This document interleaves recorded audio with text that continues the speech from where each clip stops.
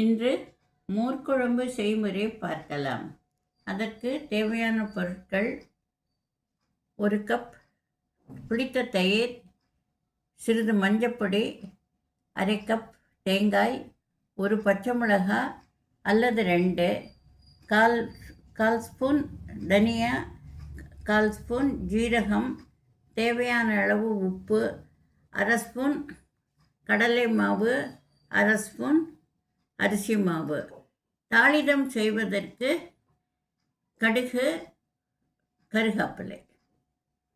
Mixie ஜாரில் தேங்காய், பச்சை மிளகாய், தனியா, ஜீரகம் போட்டு நன்றாக நைஸாக சிறிது தண்ணீர் விட்டு அரைக்கவும்.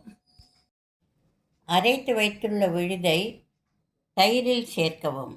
அத்துடன் தேவையான அளவு உப்பு சேர்த்து சிறிதளவு மஞ்சப்பொடி, அரிசி மாவு, கடலை மாவு சேர்த்து கலக்கவும். இந்த கலவையை அடுப்பில் வைத்து ஒரு கொதி விடவும். சிறிது உப்பு சேர்த்து வேக வைத்த பூசணிக்காய் தானை நான் இதனுடன் சேர்க்கிறேன். அடுப்பில் இல்பக்கரண்டி போட்டு சிறிதளவு எண்ணெய் ஊற்றி கடுகு சேர்த்து தாளிதம் செய்யவும். கடுகு வெடிக்க ஆரம்பித்தவுடன் கருவேப்பிலை சேர்க்கவும்.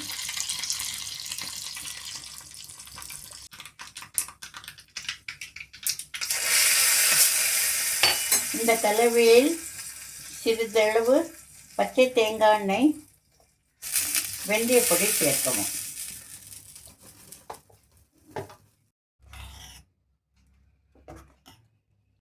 சூடான சுவையான பூசணிக்காய் மோர் குழம்பு தயார்.